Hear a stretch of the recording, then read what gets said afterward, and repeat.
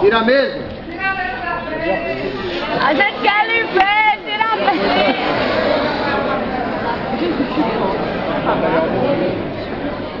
Eu faço isso, de vez em quando eu me levanto.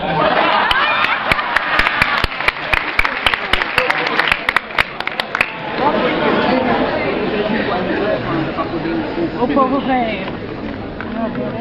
Mas eu estou muito antecipando, não dá para ficar em chão por todo mundo. Bom, eu agradeço profundamente emocionado essa medalha que me deram.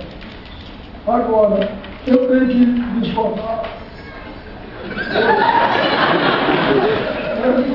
Ele dissesse ali que eu recebia isso como escritor que sou e pela formação de jurista.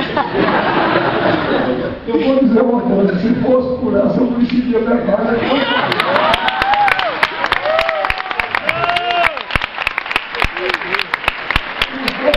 Com respeito a nenhum jurista de vocação. É porque eu não tinha vocação para isso. Eu me formei por falta de opção. Então, quando eu me formei, não existe as opções todas que existem hoje. Se já existisse um curso de filosofia,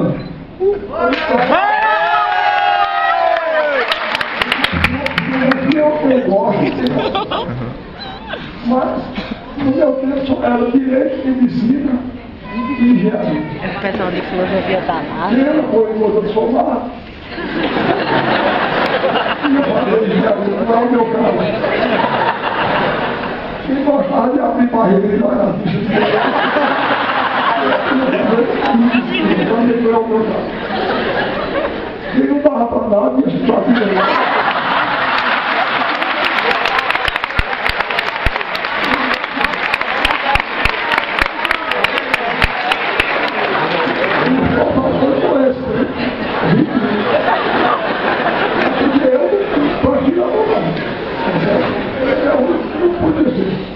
Agora me formei e aí é o problema. Hoje existe menos, me formei, não tinha emprego. Aí eu advogado. Eu falo, embora você não sabe como eu passei mal. É o tempo mais infeliz da minha vida.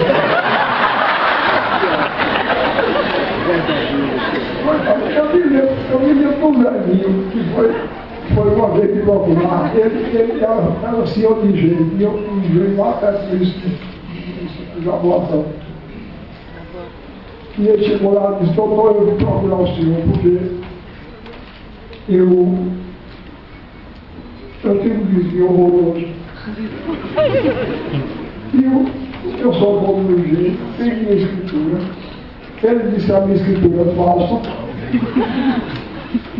E pegou o embarque e botou para dentro. E aumentou a terra dele e tirou quase toda a minha. E enquanto ele falava, eu dizia, meu Deus, o que foi que eu tenho que quer que eu tenho que isso? Porque eu tirei esse embarque. Eu não vou ligar a escritura desse homem. Ele falando. Aí eu disse, olha, o senhor faz o seguinte. Aqui, tem um advogado muito bom. E tinha mesmo.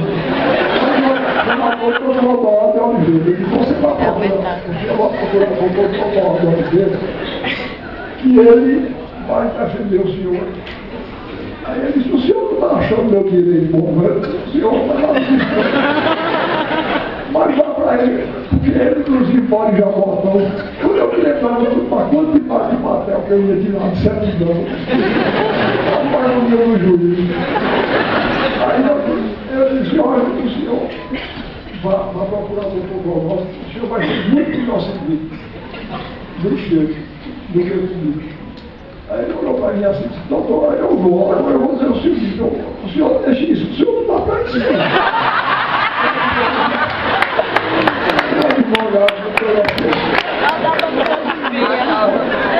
Aí eu Eu disse, é mesmo, deixei. Eu passei muitas aventuras infelices.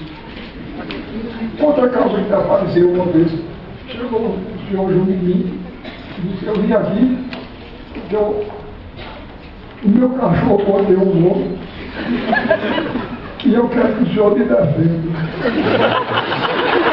O senhor me desculpa, mas todas as minhas simpatias são pelo mordido.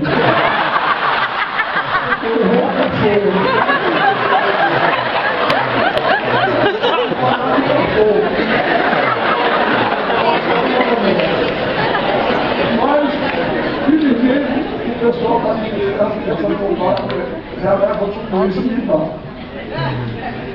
Eu ganhei outro dia, eu comentário, o Tribunal de Contas está unido. Eu estou achando bom, sabe, porque eu tenho uma vocação para ser barrado, não. Aí agora eu quero ver. Eu vou pendurar essa comida dos meus. Eu quero ver quem.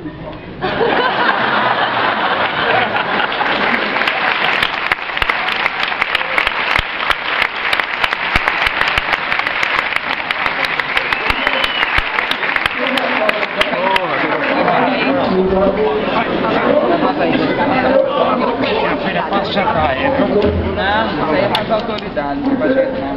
Eu tenho uma vocação para ser barrado. Muito bom!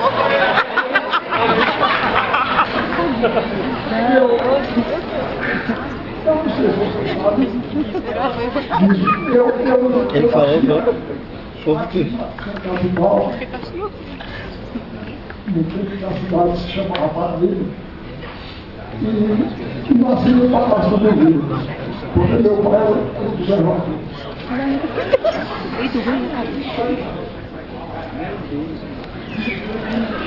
Aí quando foi um dia, lá em 1961 ou 62 por aí, organizou-se aqui na Paraíba um festival, um congresso de crítica literária. E eu fui convidado para participar. Aí a gente se reuniu aqui na capital, e o governador da época, que era o doutor Pedro Godinho, convidou todos os participantes do congresso para ir a um almoço do palácio. Quando eu cheguei na porta do palácio, como sempre, fui barrado. Eu não falei gravata. Por quê? Porque está sem gravata. Eu ando sem gravata. Porque está sem gravata. Aí eu disse, veja as coisas como são. Essa é a segunda vez que eu estou entrando nesse palácio. Na primeira, eu entrei em um. Quando você ficou assim gravata, eu me deixei. O pai dele era o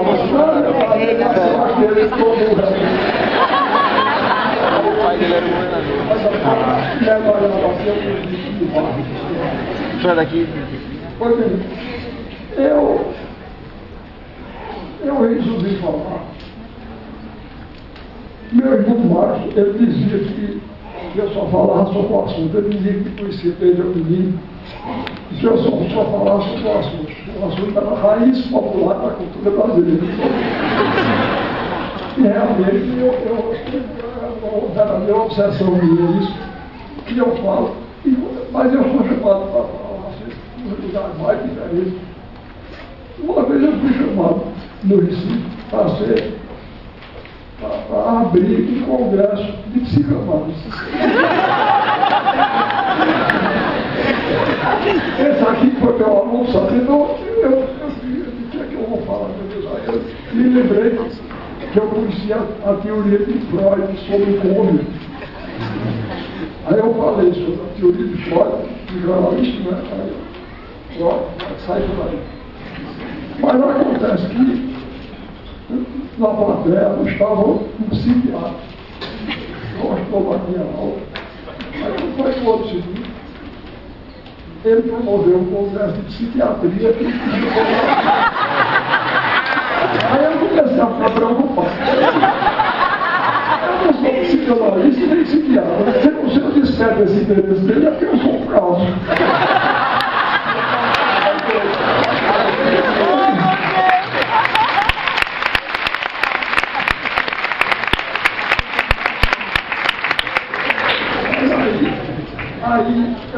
coisas comigo, eu tinha certa razão. Eu sou um sujeito sem medida do assunto. Eu estou rindo e fazendo os outros rir, ou então eu estou chocando. Eu termino. Agora, eu passo pelo maior constrangimento, porque rir, fazer rir, tudo bem. Mas eu chorar na frente de todo mundo. Uma mulher bonita chorando, ela fica até mais bonita. Um velho feito é a coisa mais constrangedora do mundo. Quando eu choro, eu morro de vergonha, porque fica todo mundo na terra. Pois bem, então eu fiz. Às vezes eu tenho que pedir às pessoas para falar.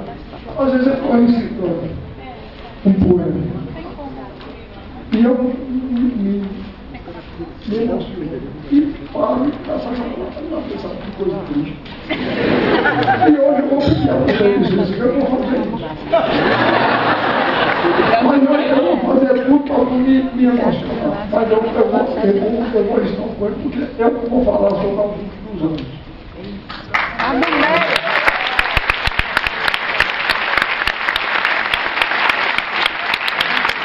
Paraíba, terra da poesia, eu tenho uma admiração por ele enorme. E depois o seguinte, eu estou muito feliz, eu já acabei de dizer isso para mim, eu tenho essa admiração e tenho a alegria. A Paraíba, a princípio, foi muito injusta com alguns dos outros. Alguns dos outros sofreram uma desconsideração grande por parte do governador na época. E ele ficou tão desgostoso que saiu daqui. Foi para aqui em Minas Gerais. Ele era uma pessoa altiva, né, que se sentiu insultado. Foi morar em Minas Gerais. Então, para ele pedir isso. Aí, finalmente, aos 4 ou 5 anos, quando promoveram aí uma eleição para escolher o paraibano do século,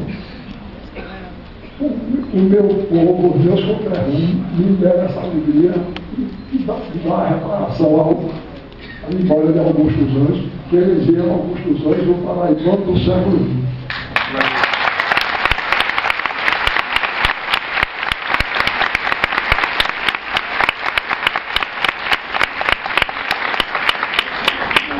Nenhum estado que tivesse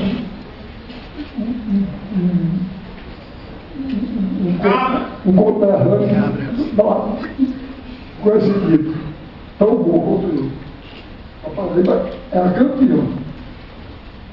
Eu vi nos outros por ali, nos outros estados, fulano, ciclano, não tem nenhum que chegue nem perto de Augusto dos Anjos. Quer dizer, é o melhor brasileiro do século. É Augusto dos Anjos. É a Paraíba que eu digo.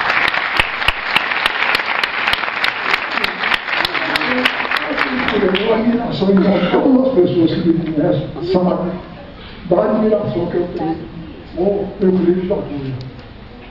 Pois bem, eu não sei se vocês já repararam.